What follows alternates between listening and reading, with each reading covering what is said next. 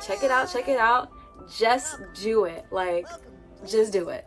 Welcome back to my channel. Today we will be talking about reclaiming your time. Take a moment to really think about where your time is going. Here you are at the moment watching this video about reclaiming your time. This is the first step with actually recognizing where your time is going, because you're confronting the reality of I'm sitting on YouTube watching a video about where my time is going. What do we all have equal to each other? We all have different skin colors, we all have different heights and weights and all of these different things, individually, but collectively one thing we all have in common is time. No one knows the day or hour that their time is gonna be done, but right now in this moment you have time. The same time that I have in a day is the same time you have in a day to get things done. I don't know about you, but I've been confronting myself with, Alicia, where's your time actually going? How much time is going where, here, there, everywhere? Because sometimes I feel like I don't have enough time in the day. But then, where's your time going? Okay? So let's take a moment as a group and really just think about where our time is going. Exactly. A lot of our time is spent doing things that are not building for a better tomorrow. Yes, it's okay to take a break. Yes, it's okay to watch Netflix or be on social media, but the amount of time you spend on these things will take away from the capacity of energy that you have each day. Now, my energy is not always on 100 like it is right now. Sometimes I wake up super sluggish, not motivated, not wanting to do anything, honestly, but then I start to pray, I meditate, I journal and see what's in front of me, and then I start to do the things that will help my energy increase as well as productivity as a whole. If I look this way, I'm looking at my notes. So this was inspired by my friend who challenged me to document how much time I'm spending creatively each day, and I was like, actually that's really good, because one, it will forced me to see how much time I'm spending creatively, and I took it a step further and decided to document my time for a week to see where it was going, where I could do better in, where I can cut things out at, and this is what it looks like. When I wake up in the morning, it's between 6 and 6:30. I would do my morning routine and be out the house by 7 to do my workout. And by the time I got back in the house, I would make a smoothie, come in, sit down, stretch, do some social media postings, check some emails, and then go shower and actually start my work day. And I would see okay, I would spend 2 hours here creating, take a break, cook some food, check and post some social media again, and then I would jump back into a creative session. So I realized that it would be 2 hours here, 3 hours there, and I would finish a project, and that was kind of it.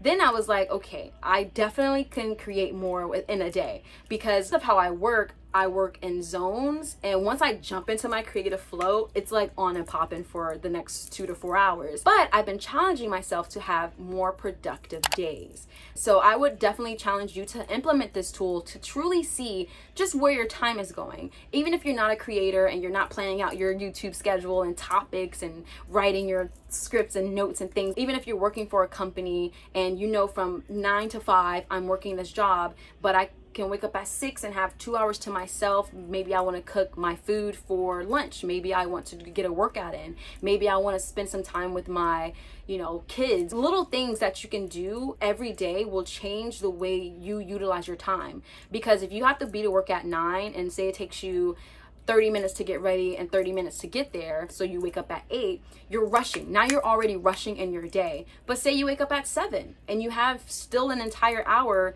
to do whatever that is, that purpose, that passion that you have for yourself, so you don't feel like your day is just being taken away from your company or taken away from whatever it is, the stresses of the day. Once I started tracking my time, which I did it for an entire week, then I said, okay, you can do more. If you're spending 2 hours here, 3 hours there, how about spending 3 hours there and 4 hours there? My 5 hours just increased to 7 hours. Then, okay, let me actually go to my goals.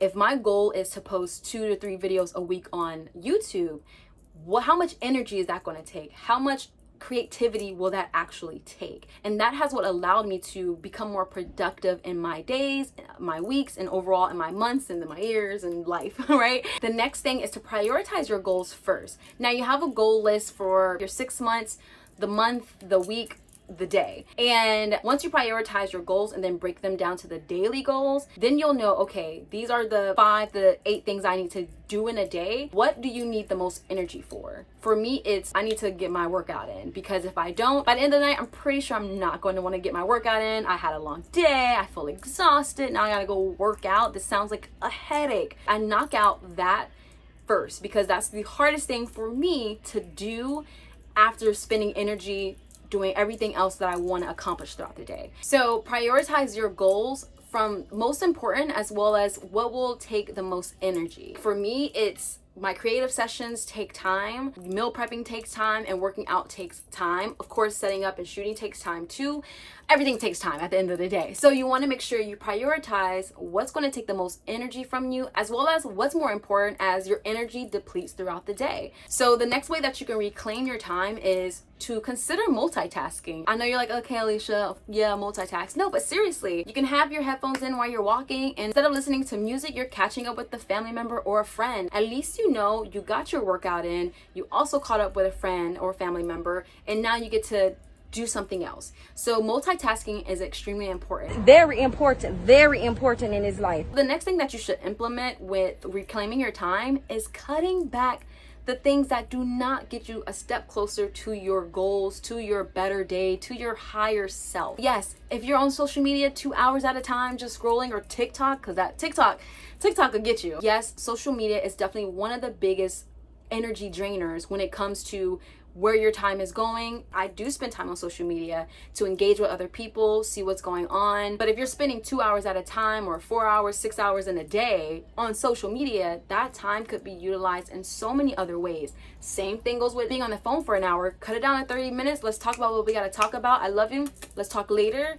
And that will save you 30 minutes, and you can focus on the next task that you have to complete within your day. Start cutting back on the things that is draining your energy and not benefiting you. Now, if you're going through a tough time, or your friend is going through a tough time and you need to be there to support them, that's great. Do that. I'm not saying don't support your friend or family member, but 2 weeks later of that same energy, it will only deplete you. Start to cut these things back. I like to meal prep. It's extremely useful when it comes to my time. I don't have to stop what I'm doing, go make a whole meal, come back. I usually meal prep 3 hours one day out of the week, and I'm set for about a week of food. That's what I mean by cutting back on the little things. Another tip for reclaiming your time, if you can afford this, outsource some of the tasks that you don't really need to be present for, like a maid who can clean your house and do laundry. Do you know how much time that takes weekly?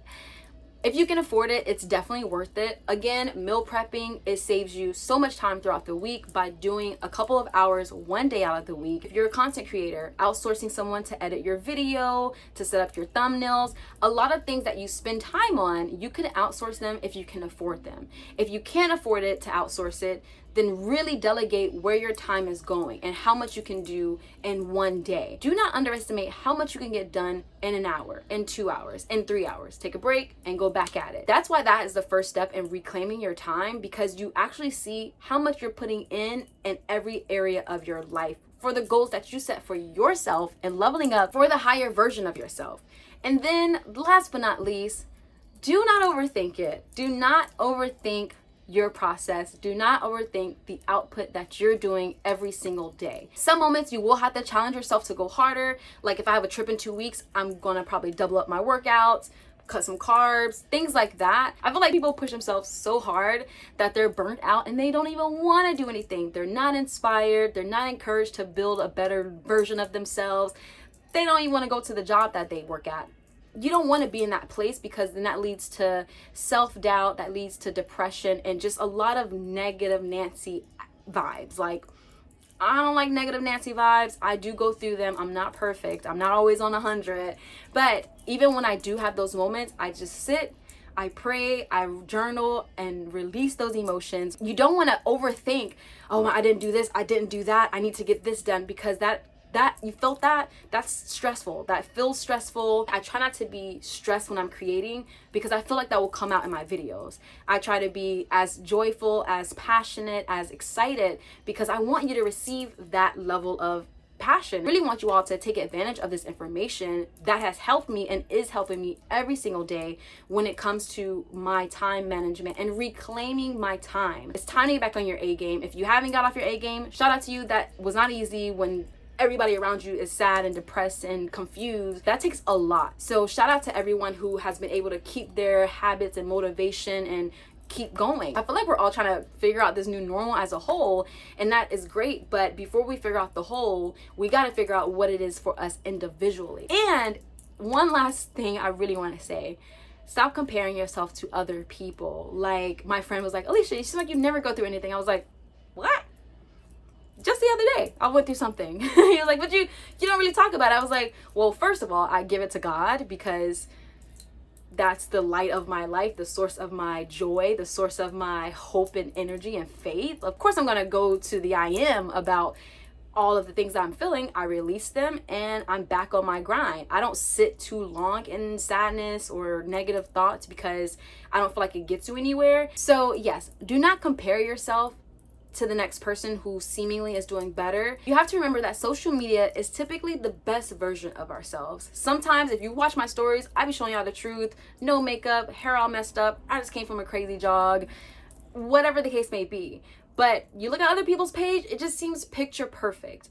That's not how most people live, and that's just the truth, and that's okay. Like, it's good to look at these photos, to enjoy what that person has experienced, and maybe you are inspired by it, maybe you just like some great views or a great outfit, and then you take that inspiration that you received and apply it to your life. Your journey is different. You are your own individual, and what God has for you is truly so crafted to you beautifully that you won't know what that person did to get there, nor do you probably want to take that route. I hope you all enjoyed this video. I pray that you truly work on reclaiming your time.